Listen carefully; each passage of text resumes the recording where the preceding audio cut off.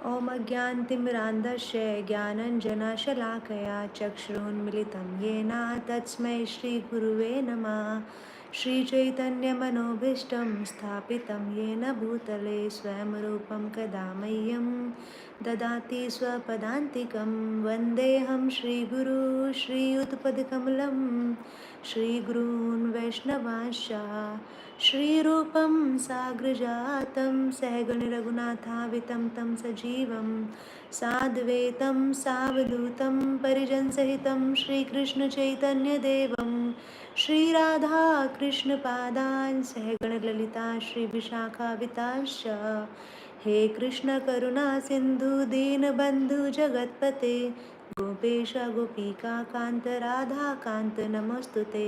तप्त कांचन गौरांगी राधे वृंदावनेश्वरी वृषभानुसुते देवी प्रणमामि हरिप्रिये। वाञ्छाकल्पतरुवशा कृपा सिन्धुभैव च पतितानां पावनेभ्यो वैष्णवेभ्यो नमो नमः। वैष्णव ठाकुर की जय। ओम अज्ञानतिमिरान्धस्य नमो विष्णुपदाय कृष्णाय।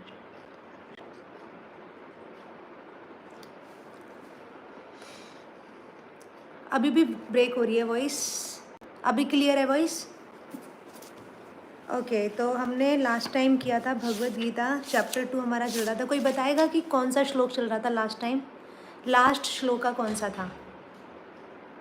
मैसेज में आप बता दीजिए, इससे मेरे को पता चलेगा कि हाँ आप लोगों ने दोबारा से पढ़ा या नहीं, या फिर कितना इंटरेक्शन था, कितना ध्यान से सुना।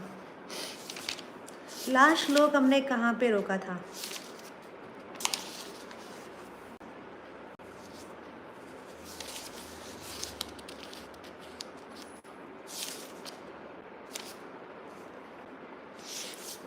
हाँ कोई बात नहीं, ओके, तो मैं ही बता देती हूँ। हमने लास्ट श्लोक 22 तक कर लिया था कि जिस प्रकार मनुष्य अपने पुराने वस्त्रों को त्याग कर नए वस्त्र धारण करता है, उसी प्रकार आत्मा पुराना व्यर्थ का शरीर त्याग कर नवीन भौतिक शरीर धारण करता है। मतलब जो वेस्ट शरीर है उसको त्याग देता है और एक नया शरीर धारण कर लेता है, हमारी आत्मा। नेक्स्ट श्लोक है, बहुत अच्छा श्लोक है भगवत गीता का चैप्टर 2 का श्लोक का नंबर 23। आप लर्न कर सकते हैं, बहुत ही प्यारा श्लोक है ये। नैनम छदंती शस्त्राणि नैनम दहति पावका ना चैनम कैले दंतपो ना शोषति मारुता। कि ना तो आत्मा को किसी शस्त्र से मारा जा सकता है, ना किसी शस्त्र के द्वारा खंड खंड किया जा सकता है, ना अग्नि द्वारा जलाया जा सकता है, ना जल द्वारा भिगोया जा सकता है, और ना वायु द्वारा इसको सुखाया जा सकता है। यानी कि आत्मा किसी भी प्रकार के चेंजेस में नहीं आता। आत्मा जैसा है वो वैसा ही रहता है, उसके अंदर कोई भी चेंजेस नहीं आता। हमारी बॉडी में चेंजेस आते रहते हैं, हरे कृष्णा दंडवत नाम, हमारी बॉडी में चेंजेस आते रहते हैं, लेकिन हमारी सोल के अंदर कोई भी कैसा भी चेंजेस नहीं आता है। तो यहाँ पे आगे बता रहे हैं भगवान कि यह आत्मा अखंडित अघूलनशील है, इसे ना तो जलाया जा सकता है, ना सुखाया, ना शाश्वत सर्वव्यापी अविकारी स्थिर सदैव एक सा रहने वाला है हमेशा। हमारी बॉडी में चेंजेस आते हैं, पहले बचपन में पैदा होती है, थोड़ा छोटा सा शरीर रहता है, धीरे धीरे बड़ा होता है, नवीन होता है ना, विकार होता है, बुद्धि का विकार होता है, धीरे धीरे शरीर क्या होता है, ढलना शुरू हो जाता है, बुढ़ा होना शुरू हो जाता है, शरीर धीरे धीरे खत्म होना शुरू हो जाता है। तो शरीर के अंदर चेंजेस आने शुरू होने, लेकिन आत्मा सदैव सनातन पुरातन निरंतर एक सा रहता है, इसके अंदर कोई भी कभी भी चेंजेस नहीं आते हैं। तो हमारी बॉडी है जो बदलती रहती है, बट आत्मा का कोई भी चेंजेस नहीं आता आत्मा के अंदर। यह आत्मा अव्यक्त है, अकल्पनीय है, इसकी हम कल्पना भी नहीं कर सकते, अपरिवर्तनीय है, कोई चेंजेस भी नहीं आते। और यह जानकर तुम्हें शरीर के लिए शोक नहीं करना चाहिए। अर्जुन से भगवान कह रहे हैं कि अर्जुन तुम क्यों शोक कर रहे हो शरीर के लिए, जबकि ये शरीर तो नष्ट हो जाएगा, लेकिन चलाने वाली जो इसकी आत्मा है वो तो एक सा रहने वाली है, उसका तो कुछ भी नहीं बिगड़ने वाला है। तो तुम किस बात पे शोक कर रहे हो, तुम किस बात को लेके चिंतित हो?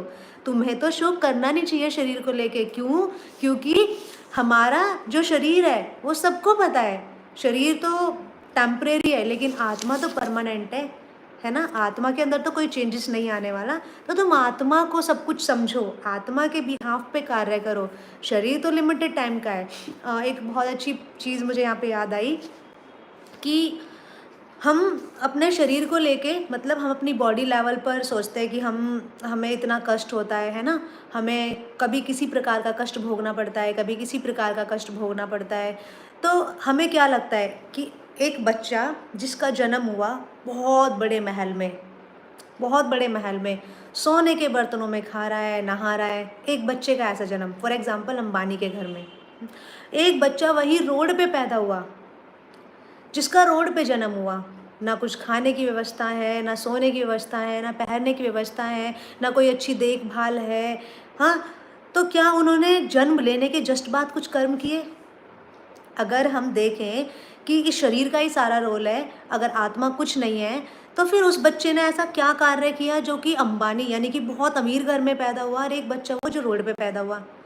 मतलब दैट मीन्स हमें यहाँ पे भी क्लियर हो जाता है कि वास्तव में ये शरीर तो हमें अभी मिल गया, लेकिन इससे पहले भी हम थे, इससे पहले भी हमारी आत्मा कहीं ना कहीं एग्जिस्ट कर रही थी। और उस आत्मा के जब हम उस शरीर से हमने जो कर्म किए होंगे, जो कार्य किए होंगे, उसी के अकॉर्डिंग हमें अगला शरीर मिलता है, घर मिलता है, धन मिलता है, उसी के अकॉर्डिंग हमें भक्ति मिलती है।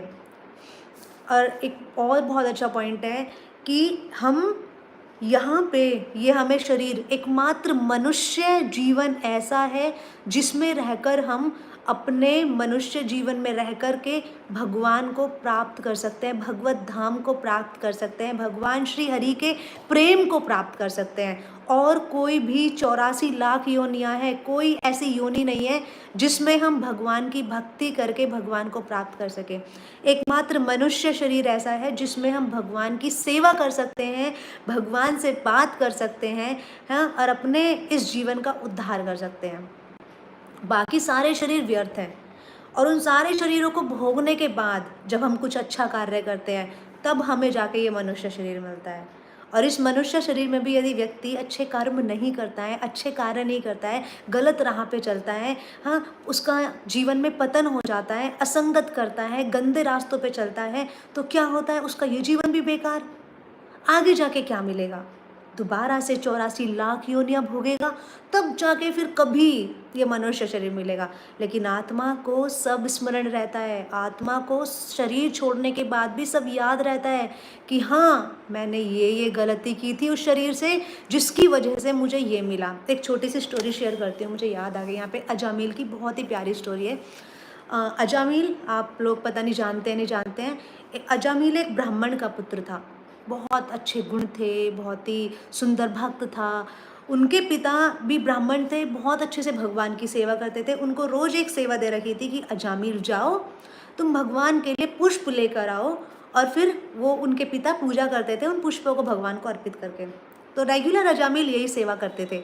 अब अजामिल गए, एक दिन वन में गए पुष्प लेने के लिए। वहाँ पे उन्होंने देखा एक वैश्य को, एक सुंदर स्त्री भोग करते हुए देखा, एक वैश्य को एक पुरुष के साथ। तो अजामिल का माइंड डिस्ट्रैक्ट हुआ कि इस संसार में ये भी, ये क्या? उनको देख के उसको उससे अट्रैक्ट हो गए, और वो भूल गए सॉरी, वो भूल गए कि मेरी पिता ने मुझे किस कार्य के लिए भेजा था। वो भूल गए कि मैं भगवान के लिए पुष्प लेने आया था। वो उससे इतना आकर्षित हो गए, जब घर पे भी गए तो उसी के बारे में सोचने लगे, याद करने लगे, उसी वैश्य को याद करते रहे। पूरी रात निकल गई, और फिर जब सुबह उठ के वापस उसके पास गए, और फिर उस वैश्य से उनकी इतनी आसक्ति उत्पन्न हो गई, इतनी आसक्ति उत्पन्न हो गई, उससे विवाह कर लिया, और उससे उन्होंने अवांछित संतानें पैदा की, और फिर अपने माता पिता को घर से बाहर भगा दिया। अपनी जो पहली वाइफ थी उसको उसके मायके भेज दिया, भगा दिया, और उन्होंने हर वो बुरे कार्य करने शुरू कर दिए जो उन्होंने कभी अपने जीवन में नहीं किए थे। लोगों को मारने लगे, जानवरों को मारने लगे, हत्या करने लगे, अपना जीवन पालन पोषण करने के लिए हर गंदे कार्य में अजामिल ने अपने आप को इन्वॉल्व कर दिया। एक दृष्टि टेढ़ी हुई, पूरा जीवन तहस नहस हो गया। एक छोटी सी गलती, पूरे मनुष्य जीवन खत्म हो गया। उसके बाद अजामिल ने अपने जीवन में पुण्य कर्म किए थे।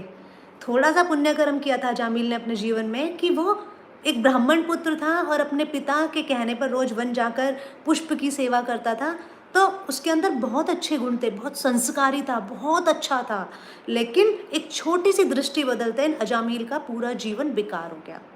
फिर अजामिल ने अपने सबसे छोटे पुत्र का, एक महात्मा आके बोलते कि तुम इसका नाम रखो नारायण। तो अजामिल ने सबसे छोटे पुत्र का नाम नारायण रखा।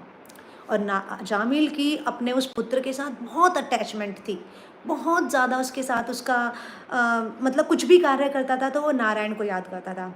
तो इसीलिए जो भक्तों के, जो वैष्णव होते हैं, जो भक्त होते हैं, वो अपने बच्चों का नाम भगवान के नाम पे रखते हैं। जब गुरु दीक्षा मिलती है तो हर किसी का नाम भगवान के नाम पे मिलता है। जैसे कि मेरा नाम किशोरी है ना, तो भगवान के नाम पे मिलता है, जिससे कि सामने वाला जब हमारे नाम को पुकारे तो उसे भगवान के नाम का स्मरण हो।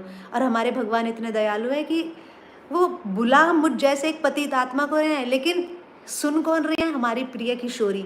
हाँ, तो भगवान इतने दयालु हैं। उसी प्रकार अजामिल निरंतर निरंतर बुलाता रहा। अजामिल, नारायण तुम खाना खा लो, नारायण तुम सो जाओ, नारायण उठ जाओ, नारायण तुम खेलने चले जाओ, नारायण तुम इधर आओ, नारायण मेरे पास बैठो, नारायण तुम ये करो, नारायण तुम ऐसे करो। तो पूरा दिन अजामिल नारायण नारायण नारायण नारायण करते रहता था। अजामिल का अंत समय आ गया। अब अजामिल का जब जब हमारी मृत्यु होती है ना, तो ऐसा बताया जाता है शास्त्रों में कि 40,000 बिच्छू एक साथ डंक मारे, उतना कष्ट होता है इस शरीर को छोड़ने पर, क्योंकि हमारे शरीर से इतनी आसक्ति रहती है ना। एक छोटा सा घर बनाता है इंसान, कितना अटैचमेंट हो जाती है उसको उससे। उस घर को अगर फ्री में छोड़ना पड़ जाए, उस घर से अगर निकलना पड़ जाए तो संभव नहीं है निकलना। बड़ा दुख होगा, बड़ा कष्ट होगा, मेरा घर छीन लिया, कैसे ले लिया, कैसे ही युद्ध करके, है ना, कोर्ट कचहरी के चक्कर काट के वापस अपना घर ले लूँ, है ना। वैसे ही जब हम इस शरीर को छोड़ते हैं तो हमारी आत्मा की इसके साथ बड़ी अटैचमेंट हो जाती है, इतनी मुश्किल से बहुत छोड़ने को मिलती है। तो जब अजामिल को कष्ट हो रहा था, बहुत कष्ट हो रहा था, तो वो कष्ट में भी अपने पुत्र को याद कर रहा था, क्योंकि हमारी अंत समय में जिससे हमारी अटैचमेंट होगी हम उसको याद करेंगे, जिससे हमारी अटैचमेंट होगी उसी का हम स्मरण करेंगे, है ना। तो अजामिल किसको याद कर रहा है? नारायण, नारायण तुम कहाँ हो, नारायण मेरे प्राण निकल रहे हैं, नारायण तुम कहाँ हो, मेरे पास आओ, नारायण मेरा मन घबरा रहा है, नारायण मुझे परेशानी हो रही है, नारायण तुम मेरे पास आओ, मेरे नारायण तुम कहाँ हो। इसी प्रकार नारायण की बात नारायण नारायण करता हुआ अजामिल, और एकदम से हट्टे कट्टे 4 यमदूत उनके पास आते हैं। जब प्राण निकलते हैं तो जो भक्त नहीं होते, जो भगवान की सेवा नहीं करते, उनको यमराज के दूत लेके जाते हैं, और जो भक्त होते हैं उनको भगवान श्री कृष्ण के चतुर्भुज रूपधारी, एक जो तेज वाले, है ना, ऐसे देवता लेके जाते हैं। तो 4 जो है आते हैं, यमदूत आते हैं। अब वो बोलते हैं कि उठाओ इसको, कोड़े लेकर आते हैं, उसमें कोड़े में कील लगी रहती है, यहीं से आत्मा को मार के पीट के और यमदूत के पास तक लेके जाते हैं, है ना, यम के पास तक लेके जाते हैं। इस प्रकार यमदूत यहीं से मारना शुरू कर देते हैं आत्मा को। आत्मा जब ये शरीर छोड़ती है तो एक नया शरीर मिल जाता है उसको, है ना, एक दोबारा एक और शरीर मिल जाता है। स्थूल 2 शरीर होता है ना, सूक्ष्म और स्थूल, तो इस शरीर को छोड़ के एक और शरीर मिल जाता है।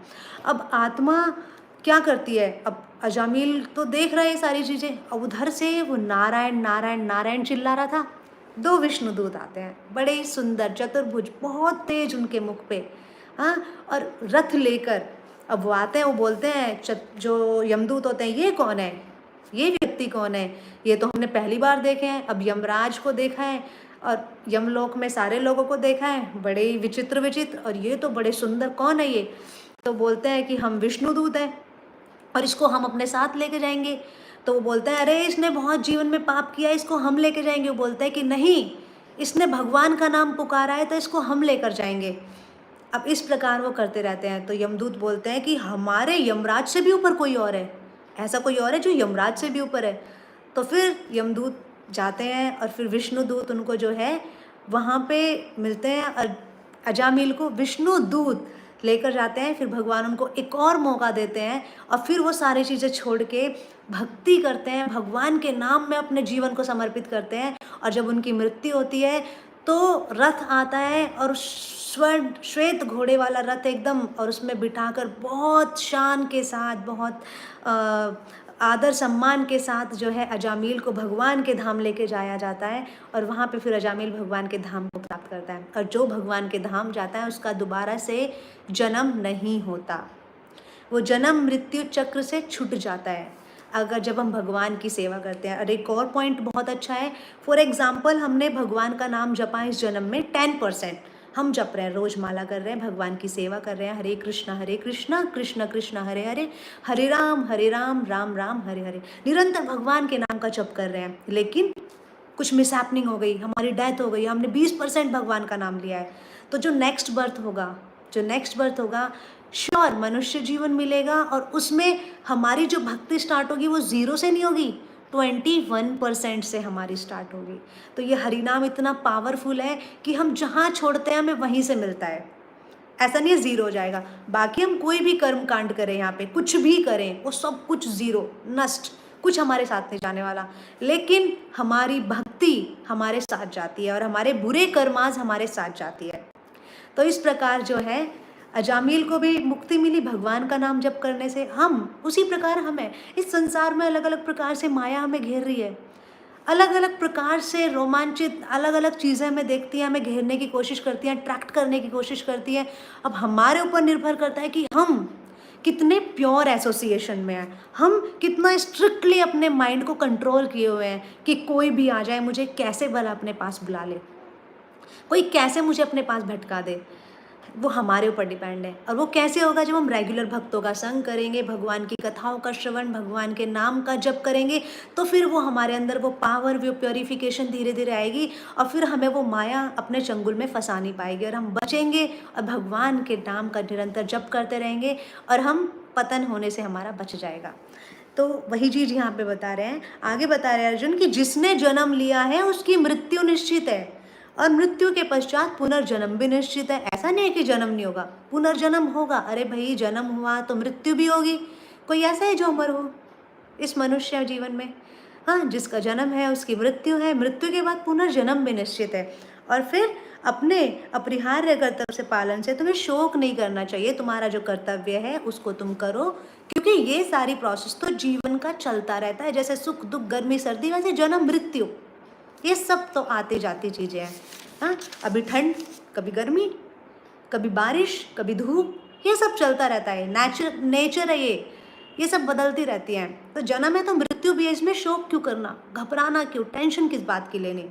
पता है कभी भी जा सकते हैं। प्रैक्टिस किस चीज़ की करनी है? डेथ की। जब टेस्ट देते हैं स्कूल में, पेपर आते हैं 10th 11th 12th कॉलेज के, क्या एक डेट फिक्स रहती है, भाई तुम्हारा एग्ज़ाम इस डेट को है, और तुम्हें उस डेट के लिए अपने आप को प्रिपेयर करना है अपने पेपर के लिए। लेकिन डेथ हमें बताकर नहीं आती, कोई डेट हमें पता नहीं होती, और हम प्रैक्टिस किस चीज़ की कर रहे हैं एक्चुअल में? अपनी डेथ की। पता नहीं कब आ जाए, तो प्रिपेयर रखना है अपने आप को, इतना भरना है अपने अंदर, इतना भगवान का नाम भर लेना है कि डेथ भी आए तो फर्क ना पड़े। आ जा, कोई दिक्कत नहीं है, मेरे पास है भगवान के नाम की पावर, कि जो मुझे प्रोटेक्ट करेगी और जो मुझे भगवान के नाम तक लेके जाएगी, जो मुझे दोबारा से इन कष्टों से भोगने से दोबारा बचाएगी। क्योंकि जन्म और मृत्यु में बहुत कष्ट होता है। जैसे मृत्यु में 40,000 बिच्छू एक साथ डंक करते हैं, उतना कष्ट होता है ना। और जब हम जन्म लेते हैं, जब एक बच्चा माता के गर्भ में होता है ना, तो बहुत कष्ट में होता है, बहुत दुख में होता है, उसको जलन, उसको हर प्रकार की पीड़ा सहनी पड़ती है, एक बहुत बड़ा नर्क एक तरीके से उसमें वो सर्वाइव कर रहा होता है, और रेगुलर भगवान से प्रार्थना कर रहा होता है, भगवान मुझे बाहर निकालो, मैं आपकी भक्ति करूँगा, हे भगवान मुझे एक बार बाहर निकाल दो और मैं आपके नाम जप करूँगा, दोबारा से जन्म मृत्यु के चक्र में नहीं पड़ूंगा, कृपया करके एक बार मुझे बाहर निकालो। और भगवान गर्भ में दर्शन देते हैं, भगवान से बहुत प्रार्थना करता है, सब कुछ याद रहता है, क्योंकि आत्मा तो उसके अंदर तो कॉन्शियसनेस रहती है, सब कुछ देख रहा होता है, सब कुछ चल रहा होता है क्या है। और जब बाहर आता है, अगर माता पिता भक्त नहीं है, भक्ति के मार्ग में उसे नहीं ले जाते, तो सब कुछ अचेत हो जाता है, सब कुछ वो भूल जाता है। कॉन्शियसनेस जो आत्मा की, जो सब कुछ पिछला जन्म याद था, जो बुरे कर्म याद थे, अच्छे याद थे, अभी क्या है, सब कुछ नया, रीबर्थ, कुछ नहीं पता। माता पिता अगर भक्ति नहीं सिखाते तो क्या होता है, क्या होता है, मम्मी का प्यार, पापा का प्यार, दादा का प्यार, दादी का प्यार, इधर उधर से सारे उस चीज़ में आके भूल जाता है। कौन भगवान, कैसे भगवान, कहाँ के भगवान, सारी चीज़ें भूल जाता है और यहाँ के फंस जाता है माया में। लेकिन जब माता पिता भक्त होते हैं तो वो उनको स्मरण कराने में, उसको याद दिलाने में उसका पूरा सहयोग देते हैं। तो जो भक्त होते हैं और वो किसी कारणवश इस शरीर से भगवान को प्राप्त नहीं कर पाते, तो दोबारा से उनका रीबर्थ होता है। अगर जब भक्ति की होती है तो एक भक्त के घर में जन्म लेते हैं, जिससे कि अपनी बची हुई भक्ति को प्राप्त पूरा करके भगवान को प्राप्त कर सके। जब ही बच्चे एक भक्त के घर में जन्म लेता है, जब वो पिछले जन्म में भक्ति करता है और अच्छे कार्य करता है। फिर वो एक भक्त के घर में जन्म लेगा तो माता पिता अच्छे से भक्ति कराएंगे, भक्ति मार्ग में चलाएंगे, भक्तों के संग में रखेंगे, भगवान के संरक्षण में, सेवाओं में रखेंगे, और फिर वो अपने इस मनुष्य जीवन का उद्धार करके भगवान को प्राप्त कर पाता है। तो इस प्रकार से जो है करना चाहिए। एक माता पिता की रिस्पॉन्सिबिलिटी होनी चाहिए, हमारी जिम्मेदारी होनी चाहिए हमारे लिए। हमारा जिम्मेदार हमें खुद रहना चाहिए, कोई और नहीं है, सिर्फ हमें। तो आगे भगवान अर्जुन से कह रहे हैं, हे भारतवंशी, शरीर में रहने वाली देही है ना, शरीर में रहने वाली देही का कभी वध नहीं किया जा सकता। हमारी जो आत्मा है उसको देही कह के संबोधित कर रहे हैं कि जो शरीर में रहने वाली जो देही है, हमारी आत्मा है, उसका कभी वध नहीं किया जा सकता। शरीर का वध हो रहा है, शरीर मर रहा है, लेकिन आत्मा नहीं मरती। और तुम्हें किसी भी जीव के लिए शोक करने की आवश्यकता नहीं है, क्योंकि ये मर नहीं रहे हैं। ये तो सब मेरी प्लानिंग है। हाँ, ये शरीर छोड़ रहे हैं, ये बेकार शरीर है, दुष्ट के लिए कार्य कर रहे हैं। हाँ, और यहाँ पे ये अपने शरीर को त्याग कर रहे हैं दोबारा से भगवान को प्राप्त करने के लिए। हाँ, ये तो तुम्हें इनके लिए शोक नहीं करना है। ये शरीर तो यहीं रह जाएगा, जो आत्मा है वो नहीं मर रही है, सिर्फ शरीर मर रहा है, जो कि गलत कार्य में लग रहा है। क्षत्रिय होने के नाते अपने विशिष्ट धर्म का विचार करते हुए तुम्हें जानना चाहिए कि धर्म के लिए युद्ध करने से बढ़कर तुम्हारे लिए अन्य कोई कार्य नहीं है। तुम्हें संकोच करने की कोई आवश्यकता नहीं है अर्जुन। तुम्हें सिर्फ क्या करना है, अपने कर्म को प्रधानता देनी है, अपना कर्म करना है। और तुम एक क्षत्रिय हो, क्षत्रिय का धर्म है युद्ध करना, अपने कर्तव्य पालन का निर्वाह करना, ना कि अपने कर्म के पथ से हटकर अपने आप को निर्बल बना देना, अपने आप को बिल्कुल कुछ ना करने वाला बना देना। तो भगवान अर्जुन को बहुत अच्छे से बूस्ट कर रहे हैं, बता रहे हैं। और ये वास्तव में दोबारा मैं बोल रही हूँ, अर्जुन को ही बूस्ट नहीं कर रहे हैं, हमें भी कर रहे हैं, हमें सिखा रहे हैं, हमें बता रहे हैं कि तुम्हें क्या करना है इस मनुष्य जीवन में रह के, अपने कर्तव्यों का पालन करके, है ना, भगवान को तो सेंटर में रखना ही है और अपने जीवन को निर्वाह करना है, अपने कर्म को नहीं छोड़ना है। ऐसा नहीं है कि मैं बैठ जाऊँ, कुछ ना करूं, सब कुछ छोड़ दूं और मैं यहाँ बैठी रहूं, मेरे पास खाने के लिए अपने आप आ जाएगा, भगवान अपने आप सारी चीज़ें जो है ये कर देंगे। नहीं, भगवान बोलते हैं कर्म करो, क्योंकि जो कर्म करता है, कर्म करेंगे तभी तो हमें चीज़ें मिलेगी। मनुष्य जीवन मिला है कर्म करने के लिए, है। जो पशु पक्षी, जो ऐसे ये सारे लोग हैं, ऐसे तो भगवान वो भगवान को प्राप्त नहीं कर सकते उस योनि में। हाँ, वो कुछ भी नहीं कर सकते उस योनि में।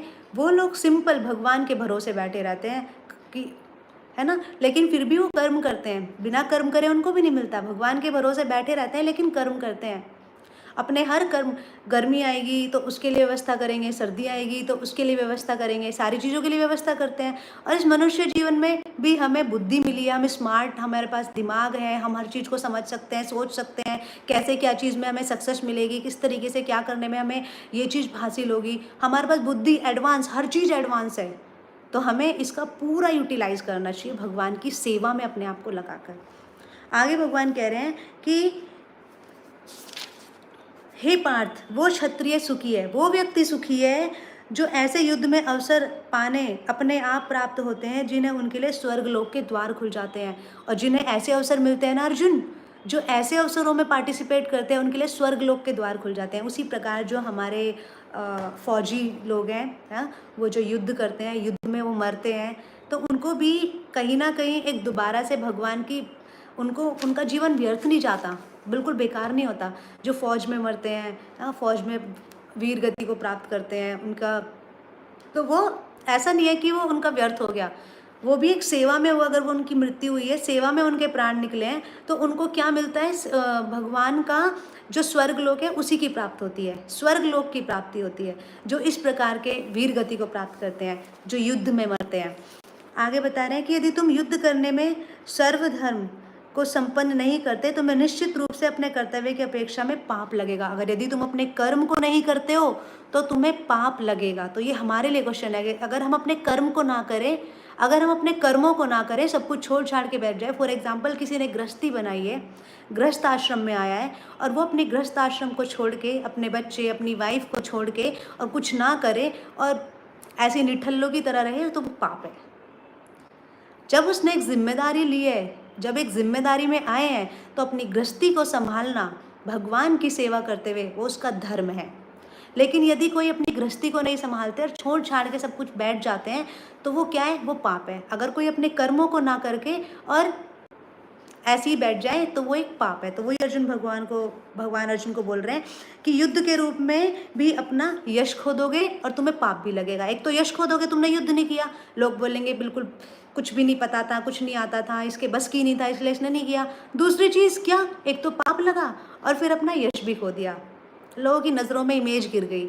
तो उसी प्रकार से होता है, जो व्यक्ति निठल्ला होता है ना, गृहस्थ जीवन में आ गया है, किसी जिम्मेदारी को ले लिया लेकिन उसको अच्छे से नहीं किया, तो क्या लोग उसकी निंदा करते हैं, अरे वो व्यक्ति था, कुछ कार्य नहीं करता, अपने घर वालों को भी सही से नहीं रखता, ना धन कमाता है, ना कुछ करता है, ना किसी की रक्षा करता है, हाँ, ना अपनी वाइफ की रक्षा करता है, ना अपने बच्चों की सेवा करता है, ना अपने माता पिता को ही देखता है, कुछ भी सेवा नहीं करता है, हाँ, और क्या यूं ही रहता है, इधर उधर घूमता रहता है। तो क्या लोग उसकी बुराई करते हैं, लोग उसकी निंदा करते हैं, यश खो दिया। दूसरा, अगर अपने कर्तव्य पालन को छोड़कर एक साइड बैठ जाते हैं, पाप भी लगा।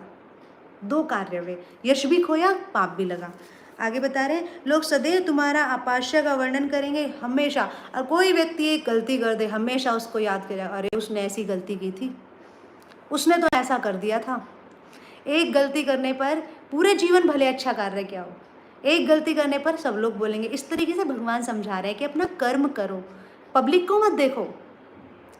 यहाँ पे ये मतलब नहीं है कि लोगों को देख के कार्य करो, नहीं, किसी को मत देखो, कोई क्या सोच रहा है, क्या समझ रहा है, क्या कह रहा है, नहीं, लेकिन तुम्हारे कर्म बहुत अच्छे होने चाहिए, अपने कर्मों को कभी छोड़ना नहीं चाहिए। तो ये एप्लीकेबल होता है कि हाँ, फिर कोई क्या कह रहा है, क्या सोच रहा है, छोड़ो, बस मेरे ठाकुर जी क्या सोच रहे हैं वो मैटर करता है, वो चीज़ मेरे पे मैटर कर रही है। हाँ, और अपास्य एक व्यक्ति के लिए अपास्य, हाँ, अर्जुन के लिए यहाँ पे किसी चीज़ के लिए गलत सुनना, गलत सहना सबसे बड़ी मृत्यु की बात है। जीते जी इंसान की निंदा होना यानी कि मृत्यु है ना। एक ब्राह्मण की अगर चोटी काट दे तो उसके लिए वो मृत्यु से भी बढ़कर दंड है। उसी प्रकार एक क्षत्रिय की अगर कोई निंदा करे तो वो भी उसके लिए एक मृत्यु से भी बढ़कर है। अगर उसको नपुंसक कहें कि इसके बस की नहीं था युद्ध करना, युद्ध इसलिए छोड़ दिया, तो उसके लिए वो मृत्यु से भी बढ़कर है। तो वही अर्जुन भगवान को पूरा ज्ञान दे रहे हैं, समझा रहे हैं। तो हम आगे से नेक्स्ट वाला 35 श्लोक से हम कल कंटिन्यू करते हैं। 30 मिनट्स इज़ इनफ। तो थैंक यू सो मच, आप लोगों ने इतना अच्छे से सुना। और किसी का कोई प्रश्न है तो हम 5 मिनट्स का क्वेश्चन आंसर सेशन कर लेते हैं, तो आप प्रश्न पूछ सकते हैं रिलेटेड टू दिस श्लोकास। कोई डाउट या कोई भी प्रश्न, और आप इसको दोबारा पढ़ सकते हैं तो आपको और क्लैरिफाई हो जाएगा। भगवत गीता में भगवान श्री कृष्ण कहते हैं सभी धर्म को छोड़कर मेरे पास आओ। तो इसमें भगवान कौन से धर्म छोड़ने की बात कर रहे हैं, ये श्लोक आगे आएगा, मुझे लगता है मैं तभी बताऊं तो ज़्यादा अच्छा रहेगा। और थोड़ा सा क्लियर कर देती हूँ, यहाँ पे अर्जुन भगवान बोल रहे हैं कि सभी धर्मों का त्याग करके, वो धर्म ये नहीं बोल रहे अपने कर्म के लिए नहीं बोल रहे हैं धर्म, जैसे कि कोई किसी की सेवा कर रहा है, कोई किसी की चीज़ में लगा हुआ है, कोई किसी सेवा में लगा हुआ है, तो भगवान बोल रहे हैं इधर उधर भटकने से अच्छा है तुम सारी चीज़ों को छोड़कर मेरे पास आ जाओ और मेरी पूजा करो, मेरी सेवा करो, मैं तुम्हें समस्त प्रकार के पापों से मुक्त कर दूंगा। भगवान यहाँ पे ये बोल रहे हैं, कर्म छोड़ने की बात नहीं कर रहे हैं। और धर्म में बोल रहे हैं कि जैसे कि कोई सूर्य देव की उपासना करता है ना, कोई कहीं कुछ कर रहा है, कोई किसी को मान रहा है, कोई किसी की कर रहा है, हाँ, इन सब की करके हम यहीं पे भटकते रहते हैं, भगवान को प्राप्त नहीं करते हैं। लास्ट में अगर जब हम हरि की सेवा करते हैं तो ही भगवान के धाम को प्राप्त करते हैं। स्वर्ग में भी व्यक्ति जाता है तो वहाँ पर भी जन्म मृत्यु है, हाँ, कहीं पे भी जाता है जन्म मृत्यु है, लेकिन जब गोलोक धाम में हम जाते हैं तो वहाँ पर भगवान के धाम में जाने के बाद जन्म मृत्यु के चक्र से मुक्ति मिल जाती है। तो उसी की बात कर रहे हैं भगवान कि तुम सारे धर्मों को छोड़ दो, तुम किसी भी धर्म में मत पड़ो, तुम सिर्फ मेरे पास आ जाओ, मेरी पूजा करो, मेरी सेवा करो, फिर तुम्हें समस्त प्रकार के पापों से मैं मुक्त कर दूंगा।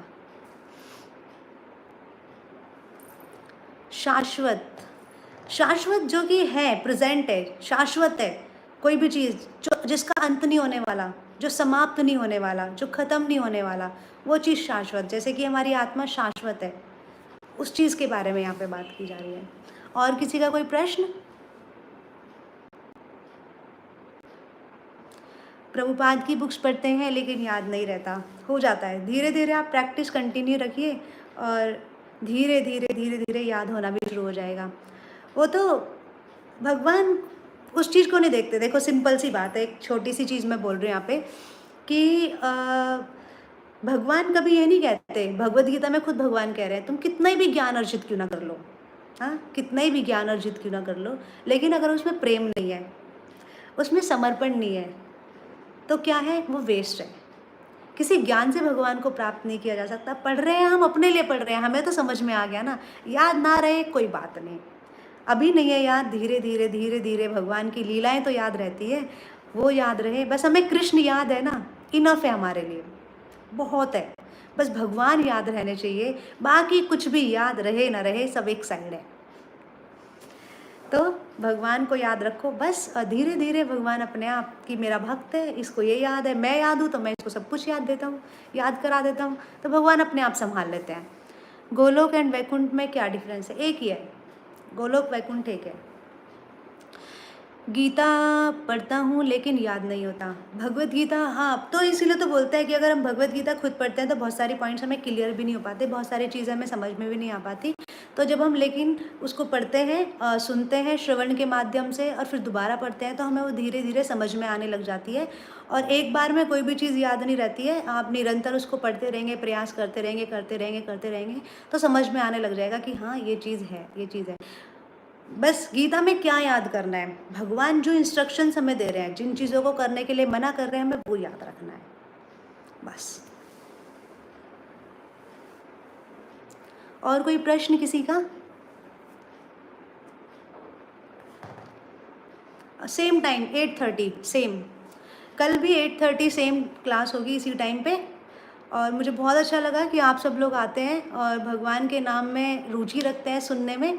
मुझे सच में हृदय से बहुत खुशी होती है कि आप लोग, क्योंकि इतने सारे लोग हैं, इतने सारे लोग हैं, इतने सारे लोगों तक मैसेज जाता है, लेकिन हर कोई भगवान की नाम को सुनने में रुचि नहीं रख पाता, हर कोई भगवान के नाम को नहीं सुन पाता।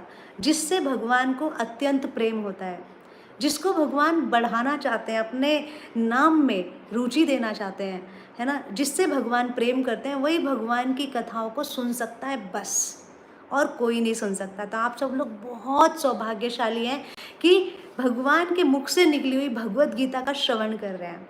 और हम इसको कोशिश करते हैं कि रेगुलर करें, तो फिर हमें और अच्छे से क्लियर होती जाएगी और हम इसको बहुत अच्छे से समझ पाएंगे।